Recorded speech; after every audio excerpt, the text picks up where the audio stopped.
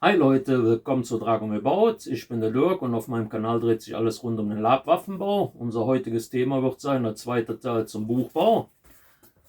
Im ersten habt ihr ja schon gesehen, wie ich den Rohling halt gebaut habe. Und jetzt im zweiten werde ich das Ganze dann mal pinseln und noch ein bisschen hübsch machen. Dann hoffe ich mal, das ganze Thema gefällt euch. Bleibt dabei, wir sehen uns. So Leute, dann fangen wir mal wieder an mit dem obligatorischen Schwarz. Jetzt muss ich mal gucken, wie ich am besten hier anfange. Ja. Hätte vielleicht vorher noch ein bisschen mit dem Heißluftföhn drüber gehen sollen. Naja, gut. Ja, fangen wir einfach mal hier innen irgendwie an. Irgendwo müssen wir ja anfangen. Das Ganze kriegt dann erstmal wieder so 6 bis 8 Schichten Latex drauf. Dass das eine vernünftige Dicke hat.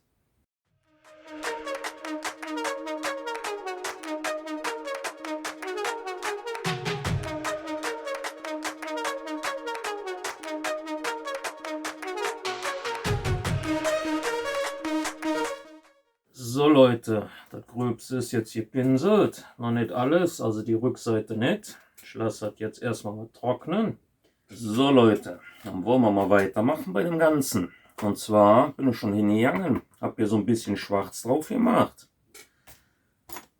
Und bin dann hier so quasi mit den Spitzen so ein bisschen drüber gegangen, um hier so ein bisschen Kontur für das Leder reinzubringen.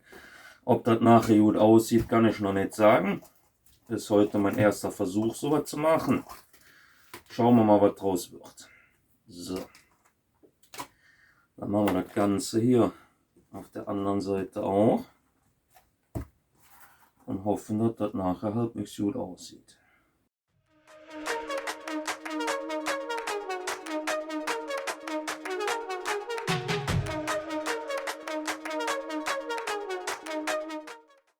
So Leute, das Schwarz haben wir jetzt drauf. Jetzt gehe ich einfach mal hin und mache dann mit der Spitze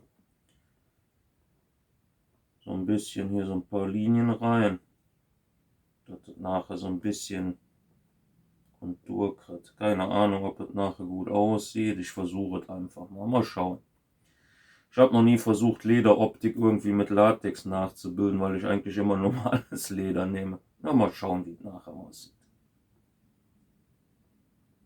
Einfach, dass das so ein bisschen zerknautschter aussieht.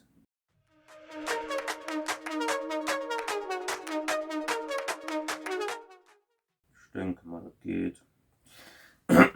So. Machen wir den Rand auch noch so ein bisschen. Könnte man ja mal ausprobieren. Hm? Schauen wir mal.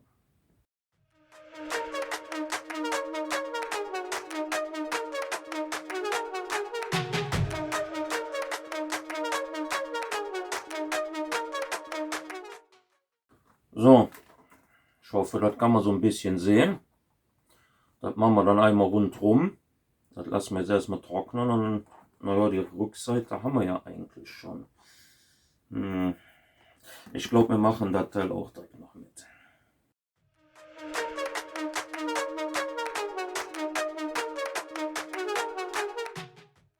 So, dann machen wir hier auch noch so ein bisschen Kontur rein, indem wir hier so ein bisschen mit dem Ding Kratzer oder sowas in der Art darstellen.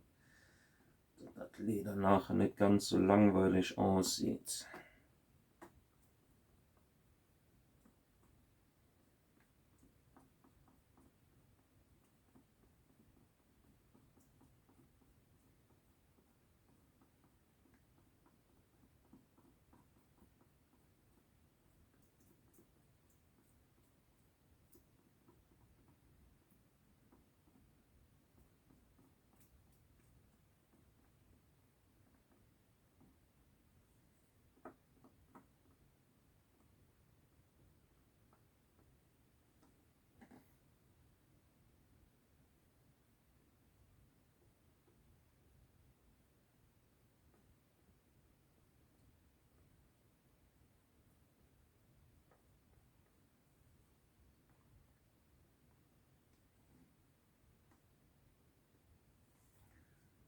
Ja, dann würde ich sagen, dann lassen wir das Ganze jetzt erstmal wieder trocknen. So Leute, die Seite ist zwar noch nicht ganz trocken, Aber wir können schon mal auf der Rückseite anfangen. Und zwar nehmen wir uns wieder so ein dunkles Braun, quasi dasselbe, was ich gerade für das Holz genommen habe, von dem Krug. Und werde schon mal hier so in der Mitte so ein bisschen schauen, dass ich das hier schon mal ein bisschen einschmiere. Ich bin mir noch nicht sicher, ob das nachher gut aussieht, aber versuchen wir es einfach mal. Auch jetzt alles sehr experimentell. Ich mache es auch sehr dünn drauf, damit die Kratzer, die ich quasi als Lederoptik da rein gemacht habe, hoffentlich nicht zu sind. Dann wird das Ganze jetzt einfach trocken bürsten. Und dann hoffen wir mal, dass das nachher wenigstens so ein bisschen wie Leder aussieht. Wie gesagt, heute relativ experimentell von der Farbgebung. Aber ich glaube, das könnte sogar was werden. Mal gucken. Ich habe mir zwar ein paar Videos angeguckt, so ein bisschen, wie man eine Lederoptik erzielt, allerdings gibt es auch irgendwie nicht so wirklich was mit Latex und für sowas hier. Also musste ich da so ein bisschen mir überlegen, wie ich das am besten hinkriege. Mal gucken, vielleicht wird es was. So.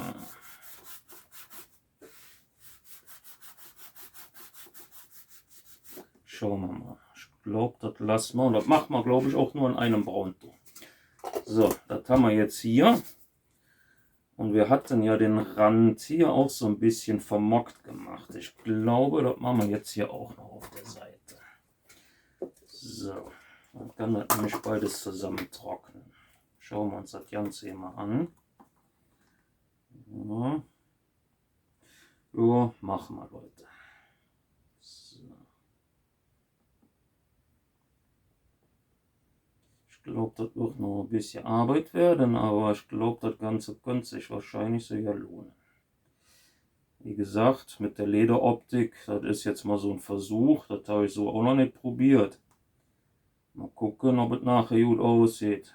Wenn wir Pech haben, sieht es natürlich kacke aus. Aber so, das erste jetzt, was ich hier so sehe, sieht schon mal ganz interessant aus. Ist jetzt vielleicht nicht so die Mega-Optik, aber ich glaube, es ist okay. Interessant wird es natürlich nachher, wenn wir dann da noch die Seiten machen. Da bin ich noch am Überlegen, weil helle Farben decken eigentlich immer ziemlich beschissen. Vielleicht mache ich es auch direkt mit Acrylfarbe drauf. Kann zwar dann passieren, dass das je nachdem abbröselt. Ups. Aber wir können das ja mal ausprobieren. So, jetzt brauche ich noch einen Schwamm wieder. Ups, das ist ein bisschen weit gefallen. Dann machen wir hier noch so ein bisschen wieder so Riefen rein. Dass das so ein bisschen abgeranzt dann nachher aussieht. Natürlich nachher gut aussieht, aber naja gut, mit dem Braun sieht das ja auch nicht so schlecht aus. Vielleicht müssen wir für den Rand noch einen anderen Braunton nehmen. Vielleicht was helleres, ich weiß es noch nicht, mal schauen. Aber so groß und Ganzen gefällt mir das Ding schon ganz gut. Also ich glaube, es wird besser, wie ich gedacht habe. Hoffe ich. So.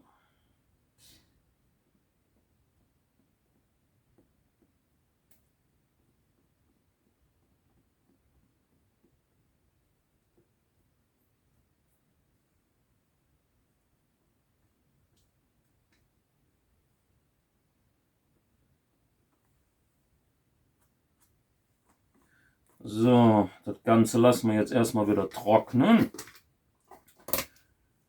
Und dann machen wir dann weiter an der Front mit dem Braun. Ich hätte das ja hier schon gemacht, aber ganz trocken sieht das noch nicht aus. Deshalb habe ich erstmal die Rückseite gemacht. In der Zwischenzeit kann dann alles komplett trocknen. Ja, dann sehen wir uns dann wieder, wenn ich die Front weitermache. Hm? Aber ich finde, das sieht schon mal ja nicht so schlecht aus. So Leute, dann machen wir mal an dem Buch hier weiter. Nehmen wir wieder ein bisschen dunkles Braun. Dann gucken wir mal, ob wir das Ganze hier weiter hübsch kriegen. Irgendwie ist das immer noch nicht so ganz überall getrocknet. Was mich jetzt ein bisschen wurmt, aber naja, gut. Kann man jetzt nichts dran machen. Das ist wahrscheinlich das Wetter. Obwohl es ja eigentlich warm ist, aber hier im Keller ist es eigentlich relativ angenehm kühl. So, dann gehen wir wieder hin und so ein bisschen trocken bürsten. Ich bin ja immer noch am Überlegen, ob ich das Ding nicht komplett so machen soll. Na doch, ich mache es komplett so.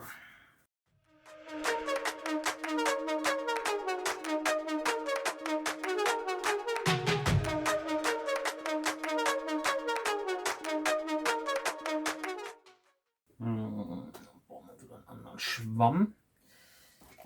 Wie gesagt, Leute, immer gucken, dass ihr genug Schwämme da rumliegen habt. Ne? Mit der Rumrubbelei, da verschleißt immer ziemlich viele.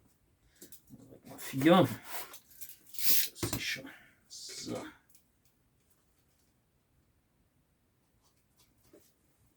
Und dann immer gucken, dass er nicht zu dick das Braun drauf macht. Dass das Schwarz noch so ein bisschen durchkommt.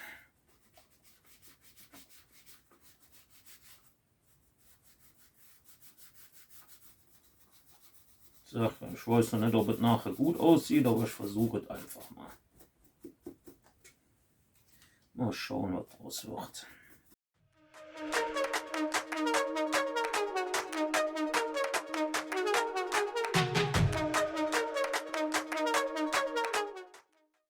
So, das sieht ja nicht mal so übel aus. Bin am Überlegen. Was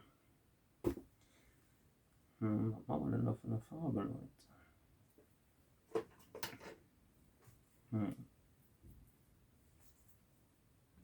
Könnten dann natürlich noch ein bisschen was anderes an Farben nehmen. Ne?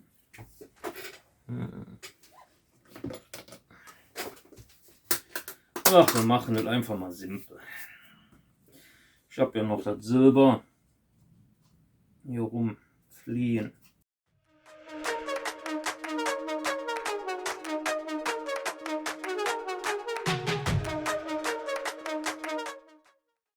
Ich hoffe, Leute, das Ganze sieht dann später auch ein bisschen nach was aus. Ich wollte erst am Überlegen, vielleicht so ein bisschen Gold zu nehmen, aber ich mache es einfach mal ganz simpel. Damit es wirklich jeder nachmachen kann, ohne Probleme. So.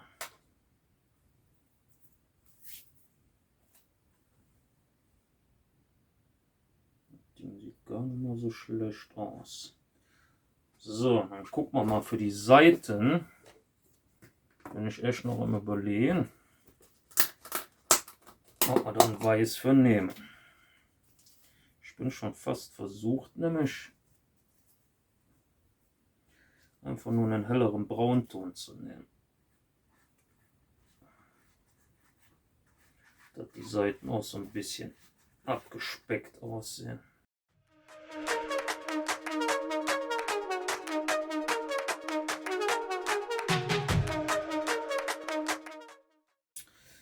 Vielleicht würde ich doch noch so ein bisschen mit Weiß machen. Mal gucken. Aber erstmal lasse ich das so. Also eigentlich sieht das schon ganz hübsch aus, finde ich. Obwohl das Pentagramm hätte ich vielleicht in Gold machen sollen. Oder was meint ihr, Leute?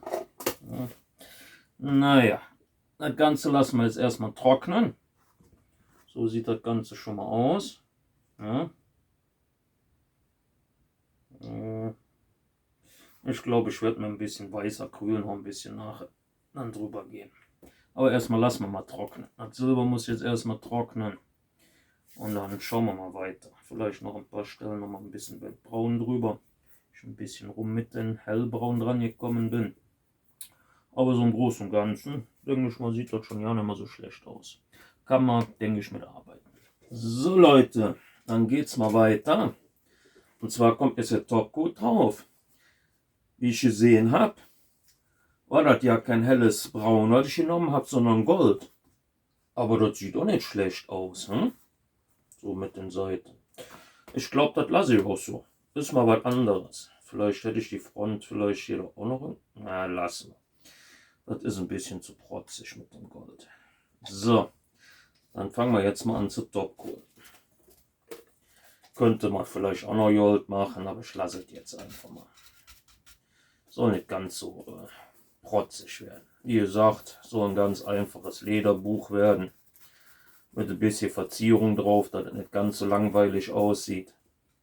Und dann schauen wir mal, wie das dann aussieht, wenn es gleich fertig ist.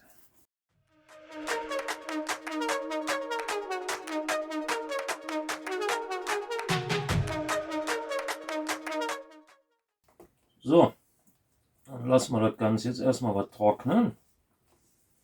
Und dann sehen wir uns dann gleich wieder, wenn das Ganze soweit trocken ist.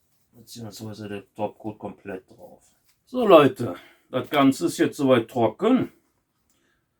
Ich finde mal, ne? Ich hoffe, das kann man so in der Kamera gut sehen. Das sieht ja nicht mal so schlecht aus. Ne? Also ich würde sagen, für mein erstes Buch bin ich recht zufrieden. Kann man sich vom Kopf hauen. Ne? Ist schön weich. Ne? Seht ihr ja. Da kann nichts passieren. Werfen, wie auch immer. Ja, dann hoffe ich mal, das Ganze hat euch gefallen. Viel Spaß bei euren Projekten, wenn ihr das umsetzen wollt. Mit anderen Verzierungen, wie auch immer. Ich hoffe, das hat euch ein bisschen inspiriert. Likes, Kommentare und vor allen Dingen Abos gern gesehen. Dann hoffe ich mal, das Ganze hat euch gefallen. Wünsche euch noch einen schönen Sonntag. Wir sehen uns dann bei einem meiner nächsten Projekte. Wir sehen uns.